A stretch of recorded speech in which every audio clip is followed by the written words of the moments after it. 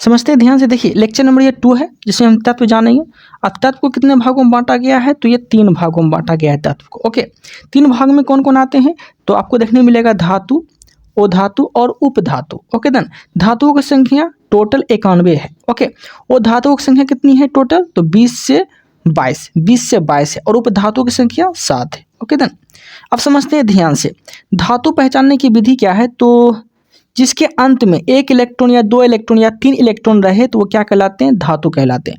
अब धातु में कौन कौन आते हैं, तो लोहा आते हैं, चांदी आते हैं, एल्युमिनियम आते हैं, कॉपर आते हैं, जेडन आते हैं, जेडन मतलब क्या हो गया, जस्ता आते हैं, कोबाल्ट आते हैं, ये सब आते हैं। ओके तो यहाँ तक कोई दिक्कत नहीं है। अब समझते हैं आगे। अब देखते हैं ओ धातु। ओ धातु में कौन कौन आएंगे समझिएगा। देखिए ओ धातु जिसके इलेक्ट्रॉन में, जिसके अंत में इलेक्ट्रॉन की संख्या की बात बोलेंगे तो इसके अंत में जो है 5 इलेक्ट्रॉन, 6 इलेक्ट्रॉन या 7 इलेक्ट्रॉन या 8 इलेक्ट्रॉन रहे तो वो क्या कहलाते हैं, ओ धातु कहलाते हैं। क्या कहलाते हैं, ओ धातु कहलाते हैं। ओ धातु पहचानने की विधि क्या है, तो इसमें आपको अधिकांश गैस देखने को मिलेगा। ठीक है, कैसे, तो देखिएगा, हाइड्रोजन क्या है, गैस है। हीलियम क्या है, गैस है। ठीक है, फ्लोरीन क्या है, गैस है। क्लोरीन क्या है, नाइट्रोजन क्या है, फास्फोरस क्या है, कार्बन क्या है, नियोन क्या है, आर्गन क्या है, क्रिप्टॉन क्या है, जिनोन क्या है, रेडोन क्या है, ऑक्सीजन क्या है, नाइट्रोजन क्या है, हाइड्रोजन क्या है, ये सब क्या है, गैस को प्रदर्शित कर रहा है। जो भी गैस को प्रदर्शित कर रहा है, जो भी गैस है, तो वो समझ लीजिए कहीं ना कहीं ये क्या है, तो वो धातु है। ओके, अब देखते हैं उपधातु। उपधातु आपको डायरेक्ट रट लेना है। ठीक है, इसका कोई ट्रिक नहीं है, डायरेक्ट आपको याद रखना पड़ेगा। उपधातुओं की संख्या कितनी है, तो 7 है। टोटल उपधातुओं की संख्या 7 है, जिसमें कि बोरोन आते हैं, सिलिकॉन आते हैं, जर्मेनियम आते हैं, आर्सेनिक आते हैं, एंटीमनी आते हैं। ठीक है, टेल्यूमिनियम आते हैं, पोलोनियम आते हैं। ओके देन, यहाँ तक कोई दिक्कत नहीं है। अब समझते हैं आगे।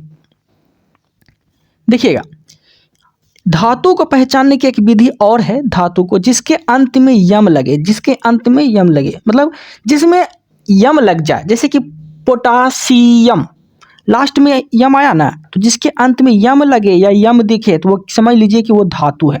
जैसे कि लिथियम यम है, सोडियम यम है, पोटासियम यम है, मैग्नीशियम यम है, क्या कैल्शियम यम है, एल्यूमिनियम यम है, लास्ट में यम है ना। ठीक है, सी मतलब कैल्शियम, बेरियम लास्ट में एम है। ठीक है, ये सब क्या है, तो यम लगा हुआ है। ओके देन, यहाँ तक कोई दिक्कत नहीं है, अच्छे से समझ में आ गया होगा आप लोग को। अब देखिए, अब आपको देखने क्या मिलेगा कि भ्रुपट्टी में तत्वों का क्रम बताना है। भ्रुपट्टी में तत्वों का क्रम बताना है, तो यहाँ जो ट्रिक लिखा हुआ है, ठीक है, इसके हिसाब से हो सकता है कि आप फंस जाए। ठीक है, इसके हिसाब से हो सकता है कि आपको समझ में नहीं आए, लेकिन हम जो आपको बताने वाले हैं वो समझिएगा। देखिए ट्रिक आपको क्या रखना है, OSIAL, OSIAL, OCl FECA, phaco ना। ठीक है, OCl फेकोना, ये ट्रिक है मेरा, इसके अकॉर्डिंग आपको याद रखना है। O से ऑक्सीजन हो गया, S से सिलिकॉन हो गया। ठीक है, OCl, AL से क्या हो गया, एल्युमिनियम हो गया। ठीक है, OCl क्या हो गया, AL से क्या हो गया, एल्युमिनियम हो गया। ओके, AL से हो गया ना एल्युमिनियम, AL से एल्युमिनियम। फेको ना, Fe से क्या हो गया, लोहा हो गया। Ca से क्या हो गया, Ca से कैल्शियम हो गया। ओके, Na से क्या हो गया, सोडियम हो गया। Na से क्या हो गया, सोडियम हो गया। सोडियम के बाद जो है एक आध दो आपको ऐसे याद रख लेना है, पोटासियम, मैग्नीशियम। ठीक है, यहाँ तक कोई दिक्कत नहीं है। तो पृथ्वी पर पाया जाने वाला अगर तत्व पूछ लिया तो सबसे ज़्यादा क्या पाया जाएगा, सबसे ज़्यादा ऑक्सीजन, फिर सिलिकॉन, फिर एल्युमिनियम, फिर लोहा, calcium, sodium, potassium, magnesium. Trick क्या बताए, OCl फेकोना। देखिए OCl फेकोना, OCl फेकोना। ठीक है, इस तरह से ट्रिक के हिसाब से आप याद रख सकते हैं। अब समझते हैं आगे। तो इस प्रकार भ्रुपट्टी में सर्वाधिक मात्रा में पाया जाने वाला तत्व क्या है, तो ऑक्सीजन है, O2 है। भ्रुपट्टी में पाया जाने वाला धातु पूछ लिया तो एल्युमिनियम है। मानव शरीर में सबसे ज्यादा सर्वाधिक तत्व कौन सा पाए जाते हैं, तो ऑक्सीजन ही पाए जाते हैं। ओके, एक चीज याद रखिएगा, भ्रुपट्टी में सबसे ज्यादा मात्रा में पाया जाने वाला तत्व पूछ लिया तो ऑक्सीजन, धातु पूछ लिया तो एल्युमिनियम, उपधातु पूछ लिया तब मारिएगा सिलिकॉन, SI। ओके, उपधातु में क्या मारेंगे, सिलिकॉन मारिएगा। धातु पूछेगा एल्युमिनियम, तत्व पूछेगा ऑक्सीजन। ठीक है, और उपधातु पूछ लिया तो सिलिकॉन मारिएगा।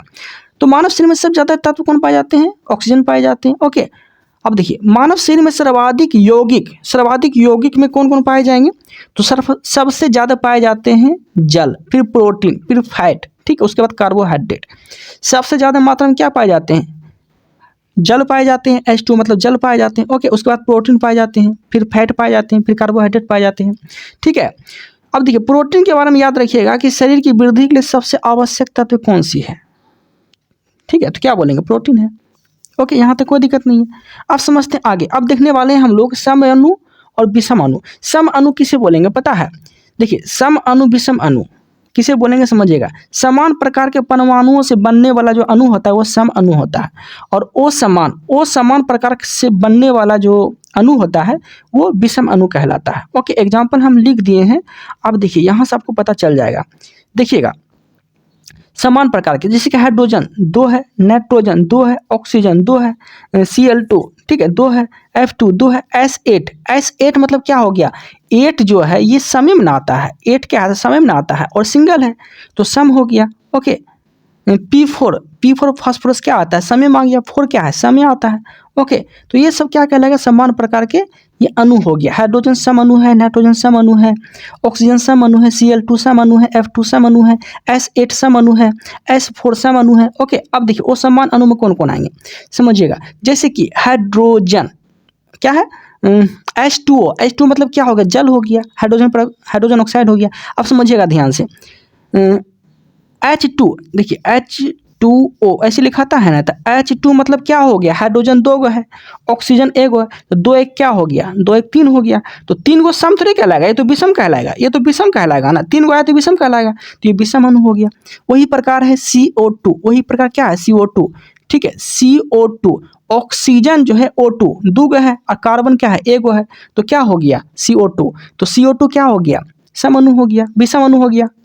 CO2 क्या हो गया, विषम अणु हो गया। NH3 क्या हो गया, विषम अणु हो गया। ओके, CH4 क्या हो गया, विषम अणु हो गया। इस तरह से आप याद रख सकते हैं। ओके, याद रख सकते हैं, यहाँ तक कोई दिक्कत नहीं है। जैसे कि CH4 है तो हाइड्रोजन, H4 मतलब क्या हो गया, हाइड्रोजन 4 गो है, कार्बन 1 गो है, इससे विषम अणु हो गया। ठीक है, इसको पे अब इसमें आप फंस गए होंगे कि S8 है यहाँ पर, या CH4 है यहाँ पे, यहाँ तो 4 गो है। ठीक है, यहाँ पर NH3 यहाँ पर है, तो यहाँ ये सब नहीं देखना है। सिंगल देखिए 8 गो है तो 8 गो तो सम हो गया, सल्फर 8 गो है तो 8 गो ना सम हुआ। ठीक है, एक ही सिंगल है तो ये सम अणु हो जाएगा। ओके, यहाँ तक कोई दिक्कत नहीं है। अब देखिए परमाणुकता समझते हैं क्या होता है। परमाणुकता, अणु में उपस्थित परमाणुओं को क्या कहते हैं, परमाणुकता बोलते हैं। ठीक है, अब परमाणुकता निकालने की आपको प्रोसेस बताते हैं कैसे निकाला जाता है, समझिएगा ध्यान से। देखिए जैसे कि अक्रिय गैसें कौन कौन है, हीलियम है, नियोन है, आर्गन है, क्रिप्टॉन है, जिनोन है, रेडोन है, ये सब क्या है, अक्रिय गैस है। अक्रिय गैस है तो ये सब एकल गैस है, तो एकल परमाणु हो गया। ठीक है, तो अक्रिय गैसों में परमाणुकता अगर पूछ लिया आपसे तो कितना हो जाएगा, 1 परमाणु हो जाएगा। अब देखिए ऑक्सीजन 2 गो है तो 2 परमाणु, नाइट्रोजन 2 गो है तो 2 परमाणु, हाइड्रोजन 2 है तो 2 परमाणु, Cl2 मतलब क्लोराइड 2 गो है तो 2 परमाणु, F2 2 गो है तो 2 परमाणु, तो 2 परमाणु हो गया। ओके, अब देखिए त्रिपरमाणु कैसे कहलाएगा, H2O है ना, देखिए H2O है ना, O है तो हाइड्रोजन 2 गो है, ऑक्सीजन 1 तो 2 1 3 हो गया। ठीक है, तो त्रिपरमाणु हो जाएगा H2O। CO2 भी त्रिपरमाणु हो जाएगा। कैसे हो जाएगा, CO2 तीन परमाणु, तो O2 2 हो गया, ऑक्सीजन 2 हो गया, कार्बन 1 हो गया, तो लगभग क्या हो गया, 3 हो गया। ये सब क्या हो गया, ये सब त्रिपरमाणु के अंतर्गत आएंगे। ओके, NH3 कितना परमाणु हो जाएगा, देखिए NH3 ठीक है, हाइड्रोजन 3 गो, नाइट्रोजन 1 गो। ठीक है, 3 क्या हो गया, 4 हो गया, तो 4 गो जब हो गया, 4 गो जब ये हो गया तो चतुर्थ परमाणु हो जाएगा ना। CH3 हाइड्रोजन 3 कार्बन 1, ये भी 4 गो हो गया। ठीक है, P4 क्या हो गया, चतुर्थ परमाणु हो गया। यहाँ तक कोई दिक्कत नहीं है। अब देखिएगा 4 से अगर 4 से ज़्यादा आ रहा है, 5 आ रहा है, 6 आ रहा है, 7 आ रहा है या फिर 8 आ रहा है, ये चतुर्थ परमाणु नहीं कहलाएगा। जब भी 4 से ज़्यादा आए तो कह लीजिएगा इसको क्या कहेंगे, बहुपरमाणु कहेंगे।